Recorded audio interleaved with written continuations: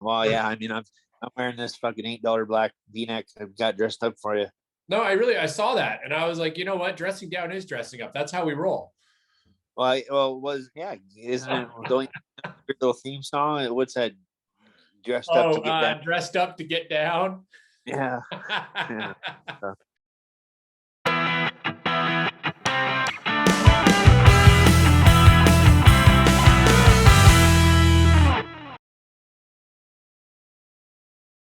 Ladies and gentlemen, it is another episode of the RokTok. I am your host, the JD Richard, and returning once again, applause all around, the Ryan Obrien. Yeah, hopefully put like some good kind of cool crowd noise in there and stuff, you know. I'm just gonna leave it like that, maybe an empty auditorium behind it to really bring out that one clap. Yeah, that'd be sweet. Or like go to the dollar store and get them plastic hands that like clap together. Man, why don't you podcast? This is genius. If that's still a thing, like I don't even know. If they don't probably have cheap, what's that? They're probably Russian, so we can't get them. If they don't have cheap clapping hands at the dollar store, I mean, what world are we even living in right now? Man, I was just there today. I got a bunch of Koolaid, bro. I'm drinking this weekend. I'm drinking Koolaid. I'm drinking the Koolaid. What kind of Koolaid? They only had cherry, which was a bummer. Oh, but if I that's the worst. They got like 10 flavors at this one joint, and like I've been on this Koolaid kick lately. Like honestly, I'm not mixing it with anything or anything. Like I'm just drinking like Koolaid. Like I'm bringing it like everywhere I go, and I'm not playing. How exactly does a grown ass man find themselves on a Koolaid kick? I don't know, man. No, there had to be a turning point. You don't just stumble into the store and go, you know what? So I think what happened was my woman came home one day with like a big pouch of like Koolaid, or like 5 big pouches, and they were like technically to make big jugs for the kids, right? Okay. And I was like, I seen them in the cupboard, and I was like, wait a minute here. I got that massive big cup. And I'm like, I bet you, let me do some science, but I think just sprinkle. If I fill that thing with water out of our tap, right? Because we have a huge sink in the kitchen, and you turn it on, and then you can crank that sucker, and it's like a garden hose. I'm like, wait, this is a bonus. I'm going to open the package and pour it in as the water's going into this big jug. Okay. And it stirs itself. Okay. I see where your head's it's at. Golden. It's perfect ratio. So awesome ratio. So I basically ripped off my kid's Koolaid and been on a bender since. So has your kid just been like stumbling around the house asking where his Koolaid is, and you're just sipping on your cup, not making eye contact? Is that what's happening? No, now they don't even play with the Koolaid. Like they don't even want anything to do with it. They already just assume it's mine. No, for real. Like it's crazy. It's funny as shit. Like I had this stash the other day. I came home with like, I had the green bag. I had like the grape. I had like 2 tropical punches. I had like $25 worth of bags of Koolaid. Oh, I just shivered. I literally just not the packet, dude. Like hang bags. Like they're huge. Like a little chip bag. That's how much Koolaid's in them. Listen, if you had to quantify how much sugar you've had in the last week. Oh yeah, I mean, like I don't go like that hard. I'm not like on a daily Koolaid thing because I have to watch that shit kind of. Yeah. But I mean, yeah, like too much.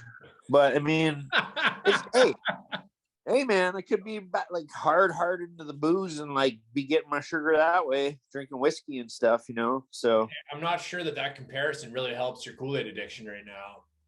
I just think it's the way to go for right now. I mean, we were just in the studio, like, you know, in Godrich, and I brought Koolaid and my mug. Like, I didn't bring it into the studio, but there was a band house there, and the band was like, we were hanging out, and like I was drinking my Koolaid, man, you know, and I had like in my luggage like bags of Koolaid. So it's healthier than cocaine. So like that's where I'm at. I've known you a long time. It's a powdery substance, but it ain't gonna make you mental. It's possible in the grand scheme of this might be the most rock star thing you've ever done. I mean, yeah, it was really weird, recording music sober. Like, yeah, it was fun as hell. Like, I wouldn't say everybody was 100% sober, but sober. Yeah. You know what I mean? So, like there's a few beers flying around or whatever, but nothing like it was pretty good session for sure. Definitely. Before we transition into music, because obviously we're going to talk about music, it is RokTok. But yeah, I gotta know, do you remember, or did you have an experience? Because now you got me thinking about Koolaid and sugar intake. Do you remember when you were a kid, when you would like just power slam like a 2-liter like jug of Koolaid and actually be high on sugar?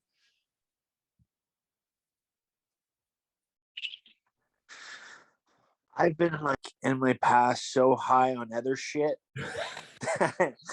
that I don't know if I can have or classify that as high. So I mean, I'm just being honest. Like, you don't remember? I don't know, man. Just why? Like, I mean, like looking back on me, I'm like, or on my life, I'm like, that wasn't even a buzz. You know what I mean? Well, okay. So, in fairness, however, when you're like 9, colas. Oh, a couple of those, yeah, they'd bang you up, bro. What was the one? Was it Jolt that we used to mix with tequila? Oh, I couldn't tell you. What was that one? We drank everything. Like, we drank everything under the sun, dude. Yeah. Okay. Gibson, with the silver label, I think, and orange Kool-Aid. Remember? Mix that stuff together, and it was awesome. I think what it really says about us is we very rarely had proper accessories in our fridge. Oh yeah, 100%. Like, I remember when I lived beside you, my apartment actually smelled like vodka. Yeah, I mean, you made some choices that would pertain to that particular circumstance. Yeah, I mean, we were buying like on a Friday night 560s of vodka. By Sunday, it's gonna smell like a sterile environment. I still remember getting home, and all, like, by that point, like, say we were on like a 3 or 4 day kick or something, and all I would want was like just sleep. Like, I was like, I just got home and I just need sleep, and you would be knocking on that door before my ass had even touched the couch, going, "Hey man, what's up? What's up? No, we got some people over. Like, we're just going down." And it's just like, all right. I know. Someone get me the Gibson's orange Kool-Aid stat. Oh, I think we were even getting like bootleg 60s of peach schnapps and like. Oh, don't remind me. Oh. You were the one that drank that, I think, the most, because I nobody know. else I'm not happy about it. I'm still not happy about it. I remember one night, I don't know what happened, but I think I bought like 660s and like a mountain of beer. It was all Budweiser for some reason. This sticks out. I don't know why. It was like 6 or 7 cases stacked. This night, just the rest of the night, I don't remember, but the beginning of the night, and we ordered a ton of KFC, and the rule was nobody could leave till Sunday. Do you remember that? Yeah. You lived next door and you weren't allowed to leave. You slept on my couch. Oh, and can I say, like, honestly, like, is there any worse fast food? Like, if we're being honest, than KFC? Like, it's up there as one of the worst. Lately, we haven't really been eating that stuff. We, we'll order from like a local restaurant that's, like right now trying to help those businesses out and shit. A little bit if we eat out typically, like, some in the neighborhood. Like, I live in Riverside, so there's some really nice little restaurants around here. So, I haven't been eating a lot of that crap, but the stuff I have had on, like, I'm out doing whatever, and you just pick something up, and it's a total waste of money. It's just all been, it's changed. It's so crap. I don't know, man. There's like so much just garbage out there. Yeah. I mean, even, I don't know. Is there anything worse? Well, in the States, there's a lot worse. Yeah. It's like, There's like 6,000 calories in this cheeseburger. Oh, give me 3 of them. Like, Yeah. you know, Can I stack that with the fries? 16 liters of pop to go with it, you know. Or like, 16 liters of Kool-Aid, like whatever you're into. Yeah, I think this is like a 3, like this is a gallon, I think. I'm for real, man. It usually lasts 2 days though. I just sip on it. So you know what? Let's pivot, because last time we talked, obviously, we got to talk a lot about making music in the past and talking about how you just gotten back into it and you're reconnecting with it. And strangely enough, we're almost like a year from that original video. It's pretty close. We're within a couple of weeks, and here you are now on like neck deep in yeah, I know. I was thinking about that the other day, but it's almost been a year. So when you look back and see just how, like, I've been talking to you the whole time, you're diving into this, and you've been connecting with people and getting into things. So talk to me a little bit about what happened, because it had, like, you went in quick. Like, we were talking last time, you were like, hey, I'm just falling in love with this all over again. Like, this is, I'm paraphrasing. Yeah, man. Kind of where you were, and now bam. Yeah, and like, I have my own studio, and it's full of, I don't need another amp or guitar probably for the rest of my life, but I'll never stop. Like, I mean, I have stuff that people don't have in their home studio anymore, like, and I love it. I absolutely love it. It's very therapeutic, and just this crazy stuff started to happen. So, I'm reconnecting with some old people and stuff like that. And my band that I have today, it all just fell into place, and it all works. And, like, we just recorded a track, and we had somebody come in and play on it that's not in our band. He's in another band. They have a deal with Warner Records and all that shit. And he's a great player. He just really likes what we're doing. He really enjoys it, even though he plays a different genre. Yep. And it's just crazy how, the songwriting process now, this is by far the best band that I've ever had. For modern day music, if that makes sense. Yep. I'm not talking about, like, I don't know how to, I'm not saying that it's like the number one band I've had, but I mean, the skill is like, it's unbelievable, and it all just kind of fell into place. It's all really weird. Well, let's talk about that. Let's talk about that. How do you go from literally like talking to me a year ago, being like, hey man, I'm plugging things in, I'm getting back into just the adventure, I'm loving it, it feels amazing. How do you take that first step into, like, now you've got to get in a studio recording? So I know it's been a crazy ride to think it's only been a year.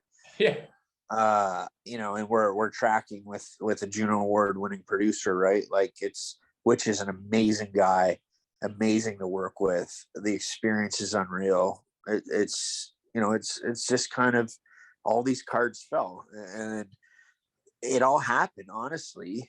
My buddy Dave, the drummer in my band, we had a mutual friend, and our mutual friend doesn't play music at all. They were just talking, and he's like, okay, I said, come over one day just to meet him, right? I didn't even know. I didn't know Dave at all. I just said, just stop by, let's have a chat. He's like, all right, man, like, let's just start jamming. And I'm like, yeah, okay. And he's like, can I bring my buddy Mike? I'm like, yeah, cool. Mike was in a band, he toured, all that stuff. And he's a really good songwriter. And so it was just me and Dave and Mike. And then we're like, oh, we need a bass player. And they're like, well, those two knew our bass player, Kevin. And we all got together, and it just worked. And now we're like, oh, we need a singer. This is because, like, I can't sing because, I mean, I got to have surgery on my freaking nose. So I'm always nasally and stuffy. So it doesn't sound very good at the moment, right? I mean, maybe if you were singing some jazz. No, I mean, like, I can do like stupid background shit that nobody cares about, right? And Dave, our drummer, can sing, but we're not going to be one of those bands that puts the drum kit at the front of the stage. This ain't the Johnstones, you know what I mean? Like, it's not, it's totally like, and so we're like, yeah, okay, cool. I mean, he could sing like backup or something, like a lot of drummers do. We're very talented drummers. And Dave is an amazing drummer. I mean, he's been drumming for forever. He just, it's his thing. You know what I mean? It's just therapy too. And so we're sitting around, and a good buddy of ours, Tony Coates, he was interested in working with us, but what happened was he took a gig out in LA. So, he's gone 3-4 months at a time. I mean, we could send stuff back and forth, but like, we have some plans with some other bands, hopefully by the end of 2023 to start, doing a little bit of touring and stuff like that. Like, this is like, we're getting in real deep here with this band. But so that won't work, right? Like, it's hard when your singer is in California. It's just tough. Very And talented Tony, though, super talented guy. amazingly talented. Yeah. Like he is such a good singer and such a good songwriter. I mean, his genre is different than what we do, but I mean, it worked. What he was doing worked. It was really cool. But life events and change. So we're kind of sitting around going like, well, shit, finding a singer is not an easy thing. Yeah. Especially when it's gonna fit you. That's the key, right? Just so happens we're sitting around one day, and this is like 2 months goes by, and we're like, what are we gonna do for a singer? And then Dave goes, oh shit, why didn't I think of this? My cousin's a singer. And I was like, huh? And he's like, yeah, man, my cousin's a singer. So he came over. He said, you got an acoustic? I said, yeah, man, here. He played a Saves the Day song, a Taking Back Sunday song, and I said, you want to be in a band? He was like, absolutely, because he's heard a couple things that we've been working on, right? And it totally suits the music that we're doing. It was just so weird how all these cards just fell. It was just, these people were complete strangers. We were all kind of, not super close, but now we've formed a band, and like, it's so easy to work in. That's the coolest part too. There's no arguments or like, I loved it when we were in a band for sure, but that was, a whole different thing. Like, we have band thing, and then we like all go on and live our lives, and then we have band again. You know what I mean? Yeah. Whereas when I was in a band with you, we were like in each other's lives 24/7 all the time, hanging out as friends too. So like, back to my earlier comment about this being the best band I've been in, I don't mean that like, I mean the dynamics of it and the ability to, leave it and walk away from it. That's what makes it the best. Like, all the pieces, how they just fit and how they, like, everything just came together. How does this process work creatively? Because I mean, when I was talking to you originally, obviously you had, as you started getting a ball rolling creatively, you had all these ideas and stuff. And I'm sure as you're meeting these people, there's different ideas and threads coming and paths opening up. Like, what is your process? How does this group create? How does it make a song? How is this album together? Cool. Like, so a lot of it starts out with a lot of guitar playing. Me and Mike, I play rhythm guitar, and Mike plays lead guitar majority. I mean, if we broke it down to rhythm and lead, whatever. Our singer can also play guitar, but from a production aspect or demo aspect, I do all that pretty much. Not the recordings, like, Mike comes over and records, and he has a little rig at home, so we can send some stuff back and forth and stuff like that. I mean, Dave can write drum beats so fast. It's just like unbelievable. I've never seen somebody, write a drum track so fast, and it works like that. He's a great dude, and it's just, I've never seen that happen. Like, it's just, he'll play through something, and it's just like boom. So his part's real simple. We just leave the drums to the drummer, and we don't really, it just kind of works. It's really weird. Like, we don't criticize each other that much. We just try to work together and figure it out, which is a new dynamic too. You know what I mean? It's not, I like this, I don't like this. I mean, the only thing we're having a hard time with is finally just settling on a band name, but we have time. It doesn't matter. Even though we're tracking right now and writing, it don't matter because we don't plan on releasing or leaking anything at this point. And it's very intentional. You know, we're not putting it out there until we put it out there, if that makes sense. Yeah. No, We're in a generation where people like little bits of information at a time, right? yeah. So it'll be a slow release process. And then, you know, we're going to press vinyls and all that stuff. And I don't know, it's just nothing that I've ever experienced. And I really do enjoy it. And, you know, like when we go away and we go away as a band, it's like living on a tour bus with guys you can tolerate. It's, you know, you're in a small space for a period of time. We all get along. We don't fight. It's not like, oh fuck man, this song sucks, or you're an idiot, or you know how like when you're trying to create, at times it can be very frustrating.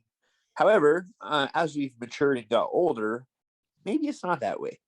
Well, see, I mean, in your last band, like it might have been easier because people were older. I don't know. Like I don't know any other way, right? I think, yeah, I was curious about that because it was actually something I wanted to bring up, which was, I mean, I think the love of music, like if it's in you, it's in you. But I think making music, especially if you've stepped away for a while, it is different when you're older. It is there is a different, and I was curious like how you would kind of compare the two, right? Because I've thought about it a lot, and I find that when I think back, like everything when you're creating music and you're younger is explosive.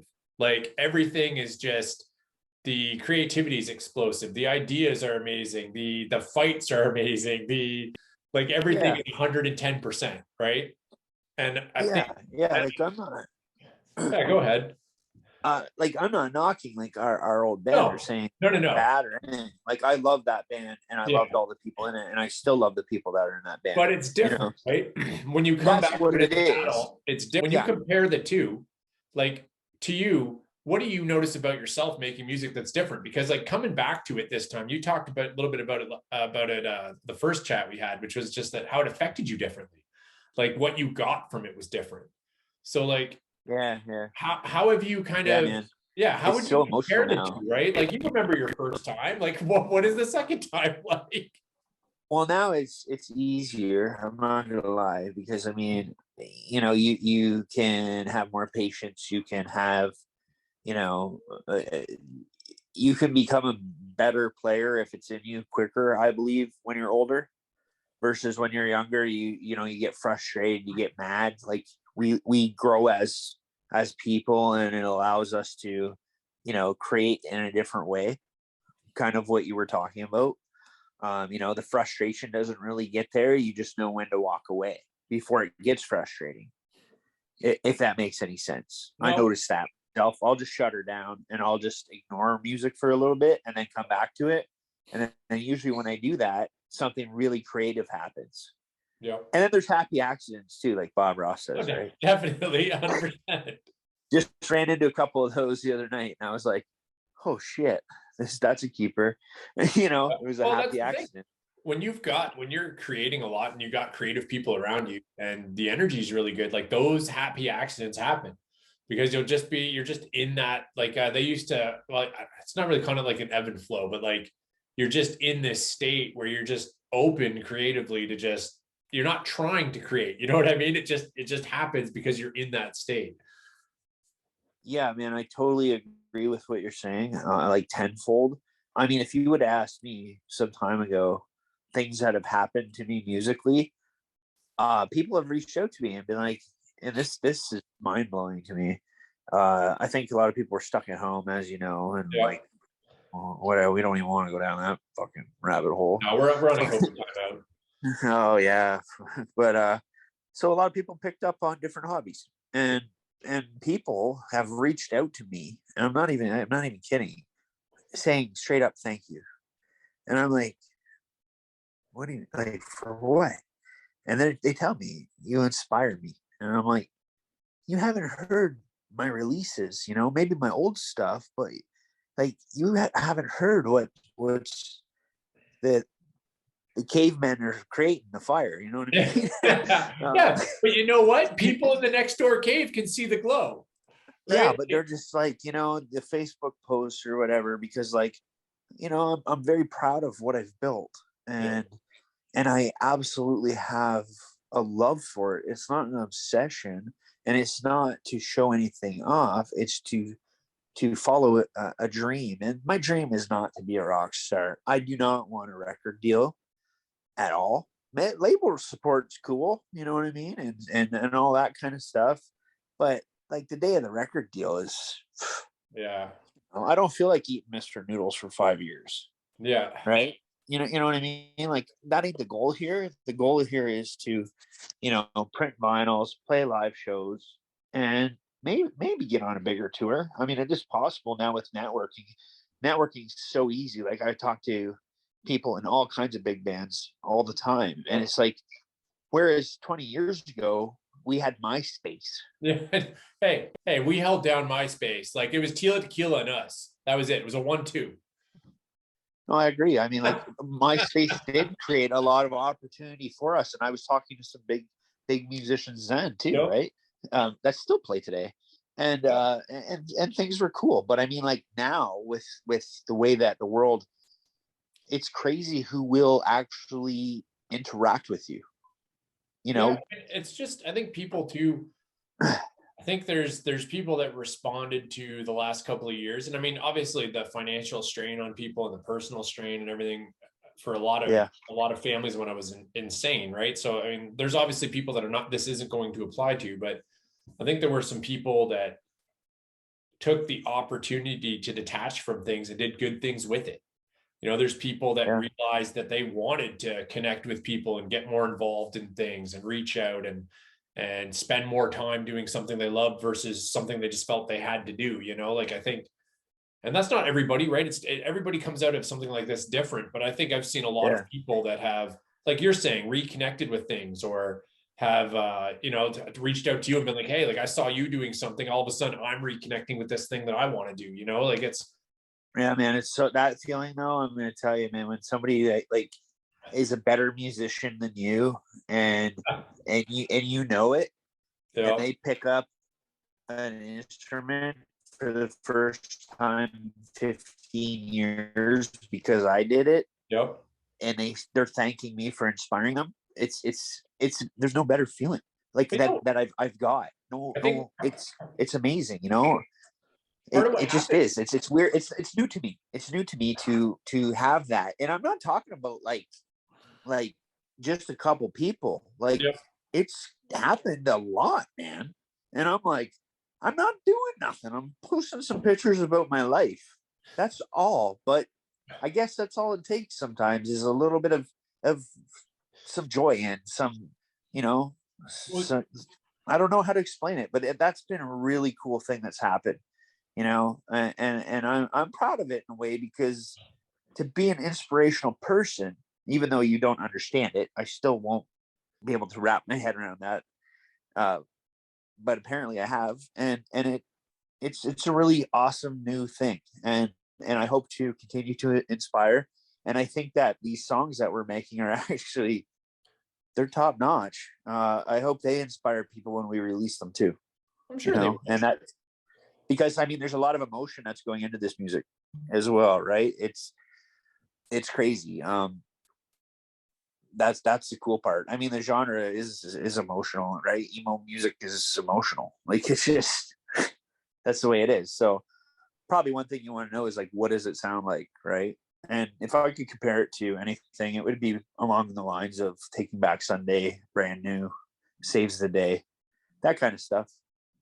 So I was curious about this, it was actually in my notes. I wanted to make sure I asked you, because I always remember there's a quote from Stephen King, and he said that when he talks to a new writer or someone that says they're a writer, if they tell him they haven't had time to read any books because they're so busy writing, he immediately writes them off. Sure. And Yeah. I've always thought it's kind of, sometimes when you talk to artists, they're like, oh yeah, everything new sucks, or like, I haven't heard a good album in 15 years. So I'm curious, like, now that you're in music again, do you find yourself listening to more, like checking out new stuff just to like be inspired? And if you have, like, what's some of the stuff you've stumbled across that has really rocked you and been like, oh man, I want to capture like a little of this? Right now, I'm really deeply back into like Gaslight. Huge. Yeah, fair. The guys from Chevelle are unreal. Oh, dude, unreal. So I've been listening to a lot of Chevelle again. I hope to go see them soon. They're just cool people too, which is really neat. They always give the underdog a chance. A lot of their openers are just, they're coming to the city and they let people open up. And, if they like their music, they go, cool, open for us. They're just down to earth people. And I think that's awesome. That's aside from, but yeah, I'm listening and I'm hearing music differently as well. So I'm hearing music in a whole different dimension, and maybe that's with the emotion or whatever. Like, I've been listening to a lot of Brian Fallon's solo stuff. My drummer got me into it, and that's the lead singer of Gaslight, and he's just a cool ass dude too. Really down to earth and really humble, and we all go through our shit, whatever. But Reznor is a huge influence for me in the last few years, regardless. Like, ever since he's kind of changed. I'm not talking about. He's done some crazy stuff since he teamed up with Atticus Ross. Yeah, that stuff inspires the hell out of me. Atticus Ross and him. There's some songs he's done in some films he's scored that are just like ridiculous. Yeah, I listened to them. And before, if you would ask me 15 years ago about, hey, you want to listen to this film score? I'd be like, fuck no, give me a beer. Right? but now I'm like, yeah, I do. I do. I definitely listen, and I listen to different stuff that I would never play. And just try to be more open. Hey, check out this band. I like it. I don't like it.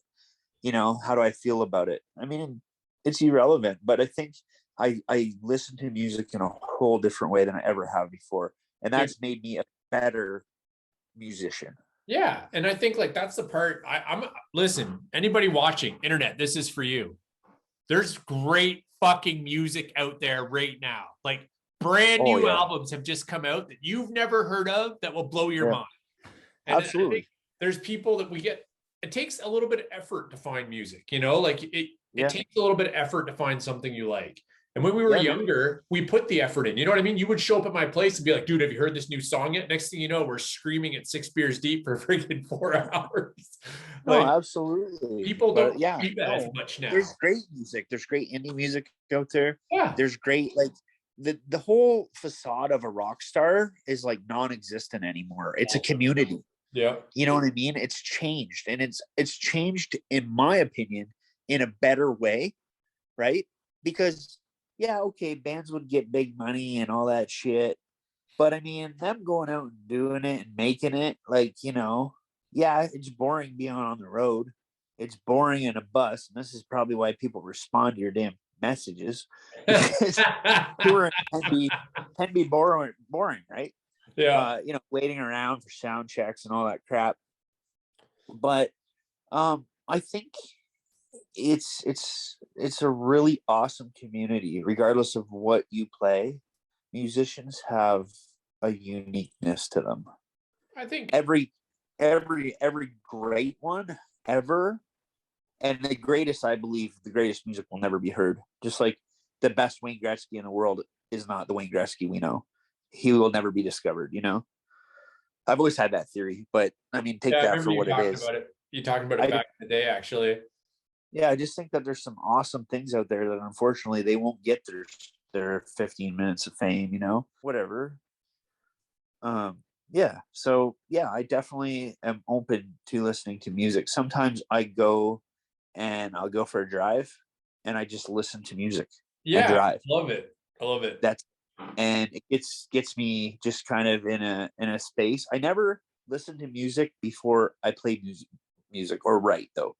like I separate them. So I won't like go in and like if I'm working on a song, it's already like been tracked, like, you know, in my spot, like I'll put on a couple tunes and just chill for a little bit, and then I'll work like on arrangements or things like that. But I'll never like listen, like warm up, because these can get tired, right? Yeah.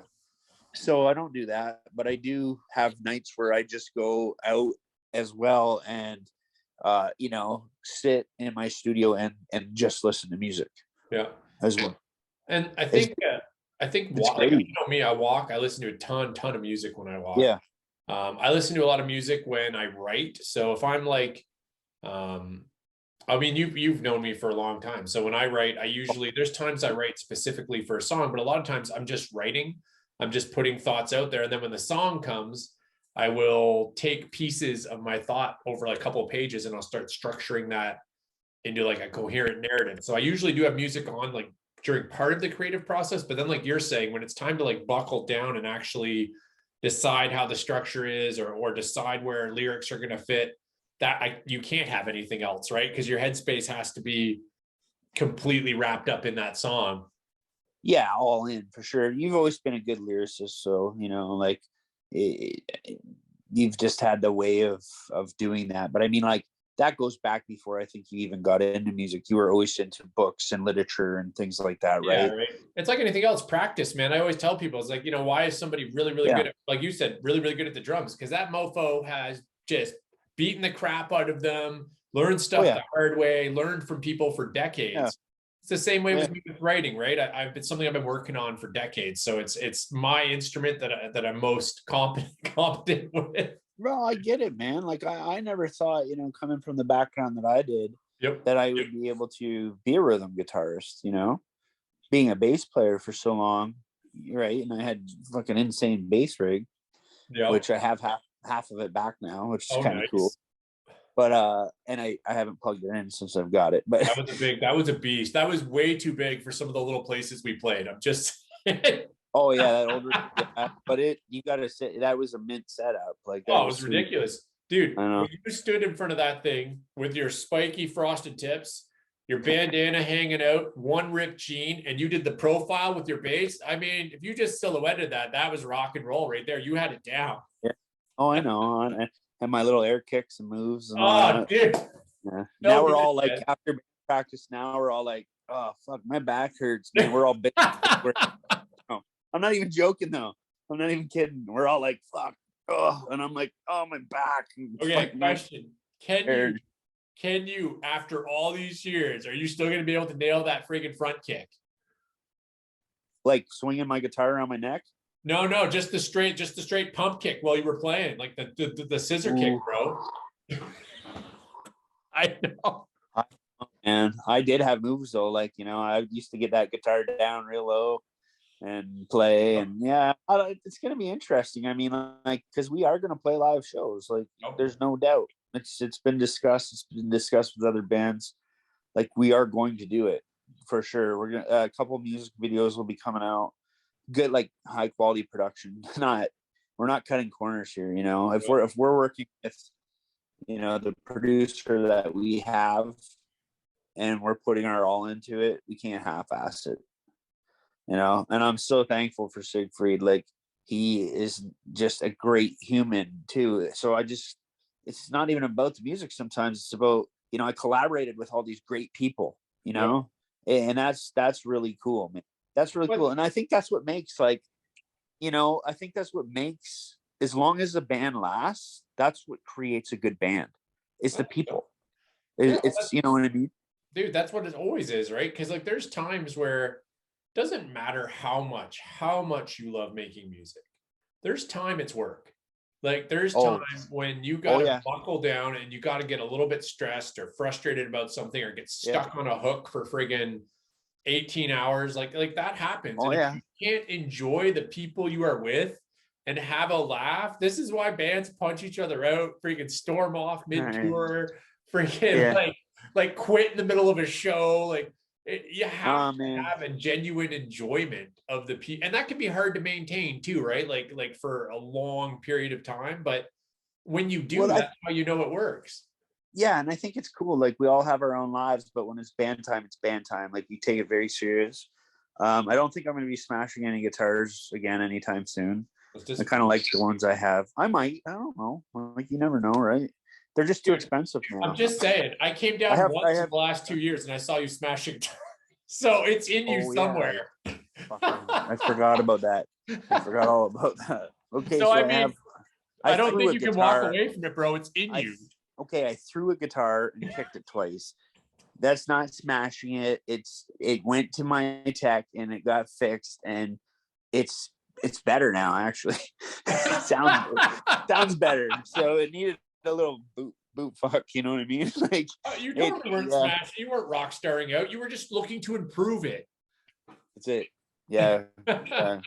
So what a nightmare that was. Wow. You're talking like end of 2023 probably, to be able to get some stuff out there and start getting. Yeah, I think that's when things will really, as you know, this is a long process, creating an album properly. Like, you know, I was just talking to a guy in the band I Prevail. They're in Detroit. They took 3 years on an album. You know what I mean? That's just how it goes, dude. It's especially now, like, a lot of bands work jobs.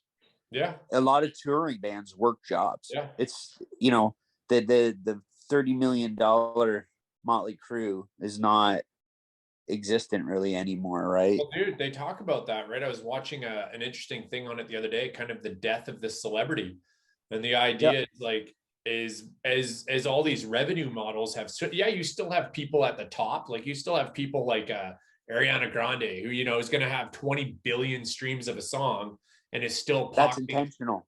No, I understand, but like, those people are now like corporations in themselves. The idea is that you had this like 4-piece rock band that could become millionaires.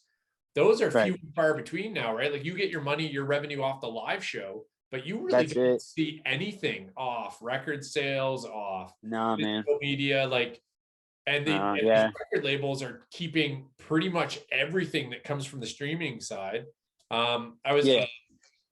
Definitely. No, you're right on. Like, you have to go out and play shows. I think Avenged Sevenfold, like 95% of their revenues tour revenue. Yeah. You know, and I mean, great band and very popular band, and they've done very well.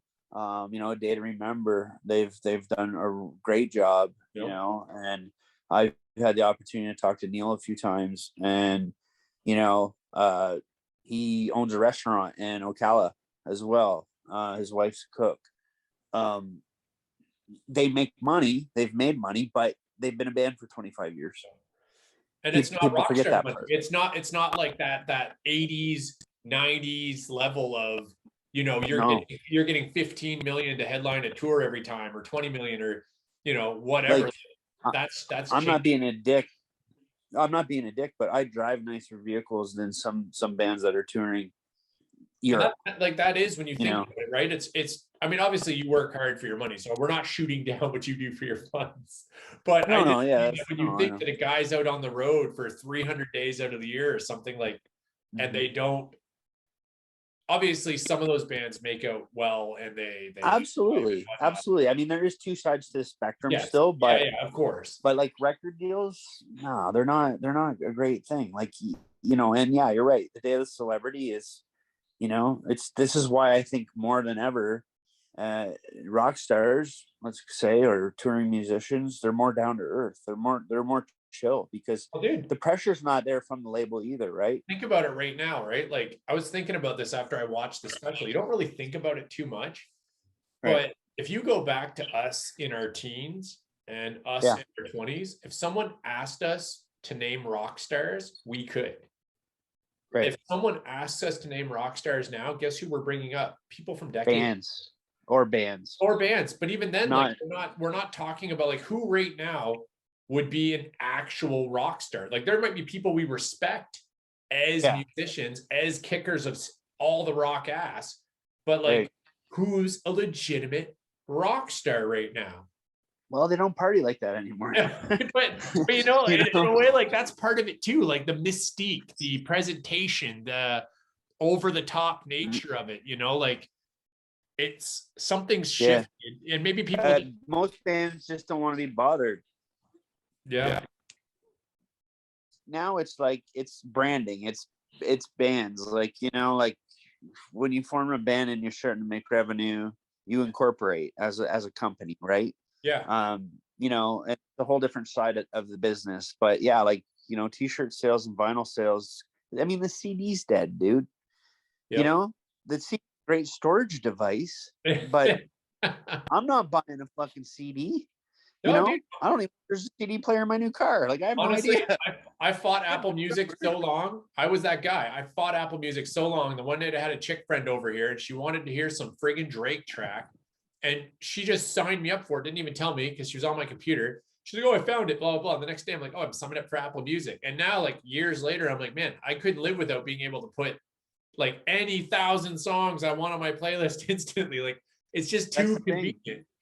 That's the thing. I got Spotify on everything. Like, you know, I can, and then I can sync it. Like, if I want, you know, Bluetooth in the car, I got my phone. I got what, 1 million, 2 million, 3 million songs at my fingertips. Yeah. I ain't buying no CD for $25. What we need to have. Sorry, REM. You were cool back in the day, but like, I ain't buying your shit. You know what I mean? What we need. However, vinyl. Yeah. Vinyl has made a comeback, and cassette tapes. Yes, but even then, like for a vinyl, a top selling vinyl is going to be like $70, maybe 100,000 copies. Like, yeah, like that's an Adele record, you know. Fuck, man, there's some that are like limited editions that are going for like $400. Yeah, yeah. I've got a few vinyl heads that are going like they're in it all the time. Well, my brother Sean, he's a huge vinyl guy right now, and I think they're beautiful. They're beautiful packaging, but like, my God, man, like how hard people have to work to get people to invest in physical media. Like, it's a I know. I think we're gonna do a run. Our first run is just gonna be a test press, and I think it's gonna be like 300 records. And I'm not at all confident. Like, I'm super confident that they won't be around long. They'll be easy to get rid of once the word gets out. I am, and then we'll see what happens from there. But what's unique about that is those records come out and they're white. Have you seen them? Yeah, yeah. They sound just like in any other record. It's just a cheaper way to do it, right? There's some cool ones out there, man. I've seen clears. I've seen you know, they have minis. Like, I've seen all kinds of people are doing crazy awesome stuff out there, man. Oh, I know. My buddy's band too just did a music video. The cost was $100K. Wow. Like, yeah, I was kind of blown away by that, you know. But there's a lot of grants too for Canadian musicians, which is awesome. That a lot of that video was covered by grant money and all that, and you know, SOCAN is important for us as musicians and all that kind of stuff. And I don't know, man. I'm still looking forward to this. I am looking forward to getting it out there, but we have to do it right.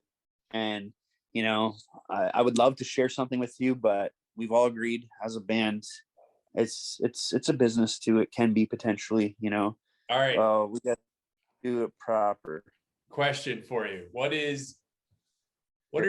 you personally, what are you most looking forward to, man? Just being able to put that post up, put it out there that, hey, guess what? The album is here to be in your ear holes, or you're most excited to be on that stage playing it for the first time? Neither, actually. No? I'm most excited about this simple thing. So I have this pair of all white Converse Chuck Taylor. And when this album's done, we'll get the producer and the band to sign them. And when I do a vinyl press, I'm going to build a shadow box of things that have happened. I have a guitar pick from the first track that I played on in a long time in a professional studio, you know. And I'm going to make a shadow box and I'm going to hang that up, and that's going to be the moment that is like, yes, it's done. You know, there's a whole history there of the process. So I've been collecting and picking up small little things, and they'll have a story. So there'll be a pair of shoes and then like a shadow box and a vinyl, and like, you know, that's what I'm most excited about, man, is completing something and having it there for me. You know, because I like the music. I like what we're doing, and that's what really matters.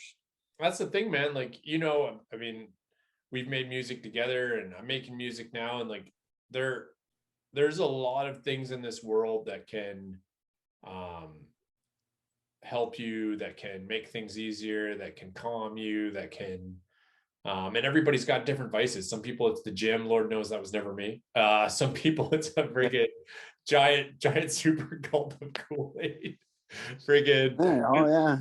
there's all kinds of options out there. But man, when you hear that song that you have worked on for the first time done, that is such a, I don't want to say orgasmic because that's the wrong word, but it's like it's like an all encompassing. It's just like everything just feels good for that moment. You know, you just feel absolutely. Like when we left the studio, well, it was a couple weeks ago, 3 weeks ago, I think was our last trip down there. Something like that. we're going to be going back soon. We got to do vocals on a track, but and then we're going to start another track. You know, it was really, I don't know, we all took off at the same time. We left on a Sunday to come back home, and Godrich, we're recording at Beach Road Studios with Siegfried Meyer. good shit. Which is, you know, he's worked with Slayer to Kitty to he co-wrote a song with DMX. I mean, you know, he's worked on the Limitless soundtrack. He's won a Juno. Like he's amazing at what he does. You know, he's very talented. He's very easy to work with. When we left there as a band, I think we all kind of drove separate. Me and the drummer went together because I had like a car full of odds and ends and guitars and gear. And even though there's 150 at the studio, you know, you still bring some of your own crap and too much stuff actually. But yeah, he gave us a rough, not a mix, but just a rough kind of pre-production, what we had recorded that weekend. And we listened to it a couple times on the way home, and it was really rewarding because the track, it's not mixed yet or anything. It just turned out so well, you know, and you know, when the producer likes it, you know, it's good. And when he's not making a ton of changes, you know, it's pretty good, you know, and it was just a proud moment. We stopped, me, the drummer, and our other guitar player stopped for lunch together, and we were just talking, and it was just like, you know, we're really just happy to be together and create. And that was rewarding too. We don't really care about being in the spotlight, but yeah, getting out and playing will be fun too. Again, that'll be a lot of fun, you know, especially now. Like, what's it like at my age? Other than back painful, yeah, painful, right? You know, so, and our lead singer, he's awesome. Like his voice just, I don't know, it all fell together, man. It's so cool. It's just such a cool thing. And I think you'll dig it. I think you dig it more than anything you've ever heard from what I was working on. Well, I was relearning a lot of shit, right? You know, for the fact that I am always going to support and be excited for you getting your creativity out, man. Like, oh, I know that. Yeah. No, I have no doubts that we will be jamming, and I look forward to hearing all the tales of the recording process. And you've told me a little bit about some of the stuff you guys are working on behind the scenes to have out there, so that'll be very cool. I'm just excited for you, man. I'm excited to hear it. I'm excited to see you enjoying it. I'm excited to have a giant pint of beer watching you try to jump kick while you're in the guitar. Like Koolaid, man. Koolaid on the scene. Listen, okay, you have your big gulp. I have my big gulp. We are adults. We can choose what to have in it. Yeah, man. And you can even, I'll do a breathalyzer right now. This is straight up just Koolaid. I'm not even joking. Listen, bro. Yeah, man. We have no problems killing time chatting on this thing at all. Why? How long has it been? That's another hour, bro. Wow. You know, we got time for that, right? We'll do it again, though. We'll do it again. I always enjoy it. Yes. You know, the last one, a lot of people, even that, they were like, "That was awesome." They'd get a hold of me and go, "Hey, that was really cool," and it was good. It was good to get some stuff out, you know, from the past and get through that. And it was really helpful. I thought it was great. Well, like I said, when down the road, we talked a bit about it, but doing this again where you can have a couple of your bandmates in it with you. And I was thinking about maybe meeting up with you and maybe we could do a little video, like go out for lunch or something, and with some of the guys from the band and maybe film actual, just like this, just kind of in a private setting, you know. One day you can do a studio tour of mine, you know. Oh, dude, I would be down with it. Like I really genuinely, well, one, I always enjoy your ass, so there you go. But I also genuinely just enjoy chatting with people about just music, how it's impacting their life, and Absolutely. it's fun. I mean, it should be fun. There's no reason to not enjoy this shit and have a good time with it. Absolutely. So maybe closer to the process. Closer to the process. Yeah. Throw me in the back with all your fucking guitar gear. Get me to that somebody studio. to lug my shit, right? What's that? I need somebody else to lug my shit. You know, I don't lug my own gear. It's cool. I'll just ask questions to lug gear. Gear, yeah. Well, I got some really killer amps. I got a tech in LaSalle, Colin Goldsmith. He was originally from Chatham. He's built me some amazing stuff. Oh, that's awesome. The guy's just a wizard, man. So some of these guitar tones are just killer. And I got a couple custom made pickups, and one of them is phenomenal. It was hand wound by Richard Jasmine in Huntington Beach, California. He used to play in Power Man 5000 and at the Dreaming, a couple really cool bands. And I got it in a Hagstrom, and it sounds just deadly. So I'm looking forward to it. Even working on tones, right? Getting guitar tones is a hard thing, but it's a lot of work that people, I don't think they really understand how much work goes into a track. I get lost in it, and I'll look at the clock and it'll be 4:30 in the morning. I go, where did the time go? And I'm working alone, you know. Yeah. It's crazy. It's crazy stuff. Ben, thank you again for coming on the RokTok adventure. I look forward to a little bit down the road being able to sit down and chat more in depth, and you can show off some crap too. We can start putting this in people's ear holes. Yeah, no, for sure. It'll happen. It's just, you know, piece by piece, right? And it's really cool. It's gonna be great. Like it already is great. It's just amazing group of people. You'll meet them. Yeah. And I mean, you know, the band will be hanging out at my crib, I'm sure, barbecuing and outdoor living, women and all that. So there's opportunity for you to come down this summer and vice versa, man. Hell yeah, man. I'm looking forward to it. Till next. All right. Nothing but positivity for you. And you know, stay away from the cherry. Stay away from the cherry Kool-Aid. Trying. I'm gonna make a Kool-Aid run probably Sunday. And RokTok out. All right. See you, man.